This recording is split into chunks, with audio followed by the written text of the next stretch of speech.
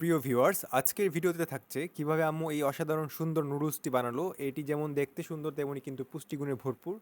আপনারাও চাইলে আপনাদের সন্তানদেরকে বা বাসায় সকলে মিলে একসাথে রান্না করে খেতে পারেন। এটি যেমন খেতে অসাধারণ, ঠিক তেমনই সকালের জন্য খুবই পুষ্টিকর একটা নাস্তা। যারা বিশেষ করে সবজি খেতে পছন্দ করেন না তাদের জন্য কিন্তু এইভাবে নুডলসটার সাথে যদি সবজি মিশিয়ে খাওয়ান খুবই অসাধারণ লাগে খেতে।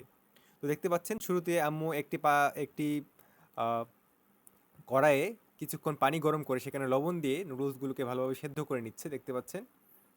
তো এই যে নুডলসটা যে সেদ্ধ করছে এটার মধ্যে কিন্তু দেখতে পাচ্ছেন যে কিছুটা ফেনা ছেড়ে দিয়েছে। এই ফেনাগুলো আম্মু এবার নুডলসটা ভালোভাবে ধুয়ে সেটার যে আঠালো ভাবটা আছে সেটাকে কাটিয়ে নেবে। তো আপনাদেরকে এবার দেখাই, এই যে দেখতে পাচ্ছেন এখানে যে একটা পাত্র আছে, এই পাত্রটা কিন্তু আমি দারাজ থেকে অর্ডার করে আম্মুকে এনে দিয়েছিলাম। কেননা এই পাত্রটা ভাত ধোয়ার জন্য খুবই উপযুক্ত। দেখতে পাচ্ছেন এটা নিচে কিছু ছিদ্র থাকে যার জন্য খুব সহজেই ভাত কিংবা নুডলস এই জিনিসগুলো ধোয়া যায় এবং কোনো কিছু পড়ে যায় না।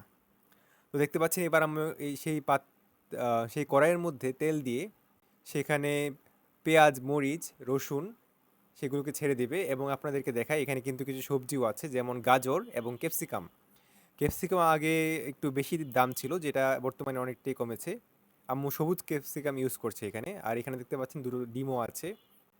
আহ, আমার ছোট ভাই কিন্তু নুডলস খেতে খুবই পছন্দ করে এবং আম্মুর হাতের নুডলসটা কিন্তু খেলে আসলে মানে অন্য কোথাও এই স্বাদটা পাওয়া যায় না। দেখতে পাচ্ছেন আম্মু গাজরটাও কিছুটা হালকা ভেজে নিচ্ছে পেঁয়াজ মরিচের সাথে।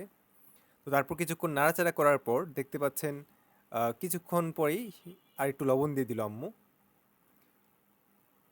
এবার এই আম্মু ডিমগুলোকে ছেড়ে দিচ্ছে। ডিমগুলো ছাড়ার পর এই ডিমগুলো কিন্তু হালকা করে আম্মু ভেজে নিচ্ছে নুডলসের সাথে সাথে। দেখতে হবে যেন ডিমটা পুড়ে না যায়, কারণ অনেক সময় পুড়ে গেলে কিন্তু আসলে খেতে খুব একটা টেস্টি হয় না, যেহেতু এটা নুডলসের অন্যতম মেইন একটা উপকরণ নুডলস রান্নার সময়। আর দেখতে পাচ্ছেন সকালের নাস্তা যখন আপনারা এটা দিবেন, এটা হচ্ছে একটু গোলমরিচ, আম্মু গোলমরিচও ছড়িয়ে দিল। তো দেখতে পাচ্ছেন আপনারা যখন সকালের নাস্তায় এই ধরনের খাবারটা দিবেন তখন সারাদিন কিন্তু অনেকটাই এনার্জি পাওয়া যাবে। কেননা আপনার এখানে শুধু নুডলস পড়ছে না, নুডলসের সাথে অন্যান্য উপকরণ পুষ্টিগুণ যেমন ডিম, তারপর বিভিন্ন ধরনের সবজি ইত্যাদি পড়ছে। শীতকালে এমন নর্মালি ক্যাপসিকামের পাশাপাশি আহ, ফুলকপিও দিয়ে থাকে। ফুলকপি দিয়ে খেতে কিন্তু আরও বেশি মজাদার। তো যারা আপনারা দেখবেন যারা ছোট মানুষ তারা কিন্তু ফুলকপি বা এরকম সবজি খেতে চায় না, আপনারা যখন নুডলসের সাথে দিবেন সেটা কিন্তু দেখতে অনেকটাই কালারফুল এবং অনেকটাই সুন্দর এবং লোভনীয় হয় খেতে।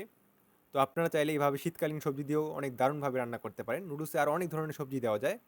তো যা হোক, আম্মু আমার ছোটো ভাইয়ের জন্য কিছুটা মিনিমাম সবজিটা দিয়ে থাকে। খুব একটা সবজি বেশি দেয় না আম্মু, যেহেতু আমার ছোটো ভাই সবজি খুব একটা পছন্দ করে না।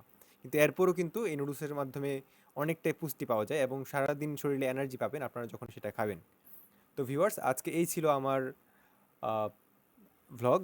যদি ভালো লাগে অবশ্যই কমেন্ট করে জানাবেন এবং আপনারাও কিন্তু বাসায় এই ধরনের নুডলস বানিয়ে ট্রাই করে দেখতে পারেন। অসাধারণ লাগে খেতে এবং রেস্টুরেন্টের থেকেও মজাদার।